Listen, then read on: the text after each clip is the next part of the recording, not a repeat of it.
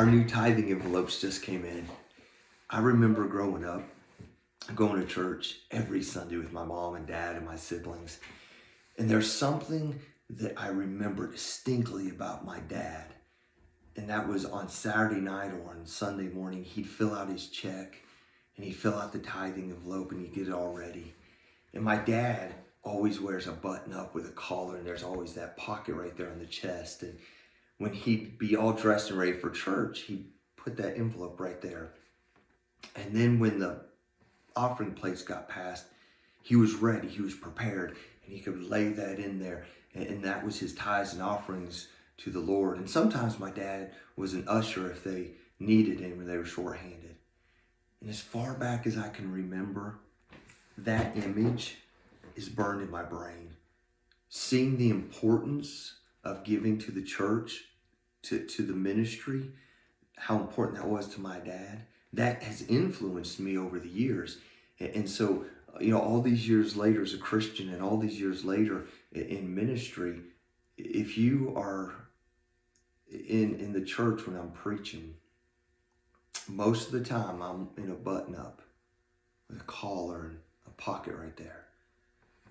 And my tithe envelope is there. And Rhonda and I, we've got it filled out and ready to go. And sometimes I got to pull over or a suit jacket on, but the envelope's still right there and it's ready to go. As a pastor, tithe. Make sure that you are setting the example for your people. When I pray for the offertory, I make sure that the usher closest to me hesitates when I say amen, so that I can walk over and put my tithes and offerings in the plate. And I'm leading by example. I'm letting my church know and letting them see that this is a good thing, a godly thing. It's scriptural. Preach on tithing. There's a lot of people who don't want to hear sermons on money, don't want to hear sermons on tithing, don't want to hear sermons on finances, because there's a lot of people who are private and it's kind of none of your business. But it's biblical.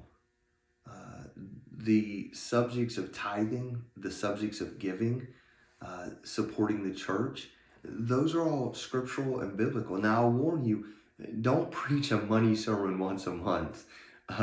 Don't even preach one once a quarter. I rarely preach on money, but I do. I rarely preach on finances and giving, but I do. And when I preach on those topics, I'm not just talking about money. I'm talking about the giving and the tithing of time and talents and abilities and material goods and all those other things that we have to offer to the church.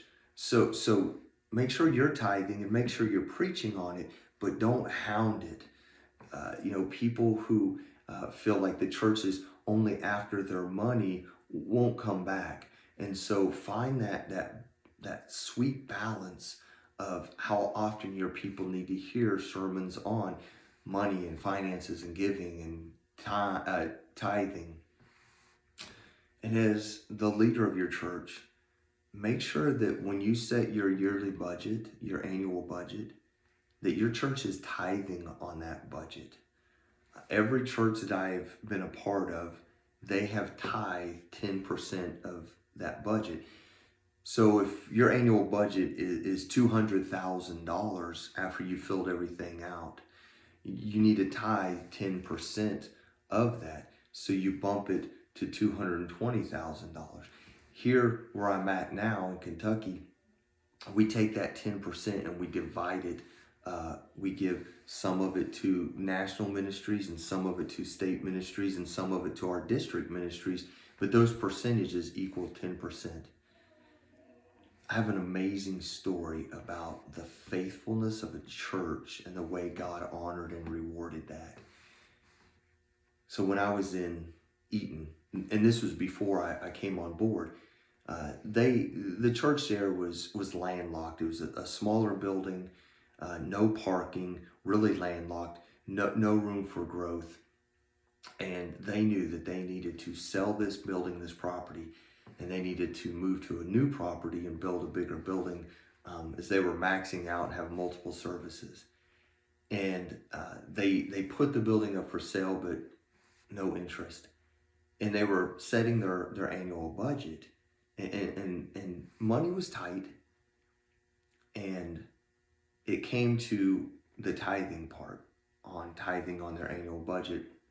And there were some people who voiced, we don't think we can give a full 10% this year. We're tight on money.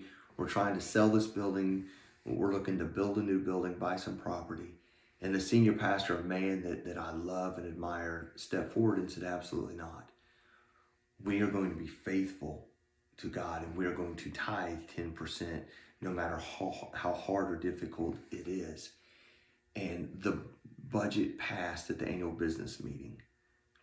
And the next day, the very next day, the pastor got a call from a man who wasn't local, didn't live there. And he said, I want to buy your building for the asking price. And that transaction happened very quickly. The interesting side note is the man who bought that building never used it. He ended up selling it later. But the pastor's testimony is, we were faithful to God, and we continue to be faithful with our tithes of the church. And God honored that, and God rewarded that. And they were able to buy a nice piece of property and build a beautiful building, and God blessed that. It's important, again, it's important that as the pastor, you're tithing and you're preaching on it, you're teaching on it, and that as the church, you're leading them to tithe. Hey, keep your eyes wide open in all things ministry. I got to get these labeled and handed out. Love you.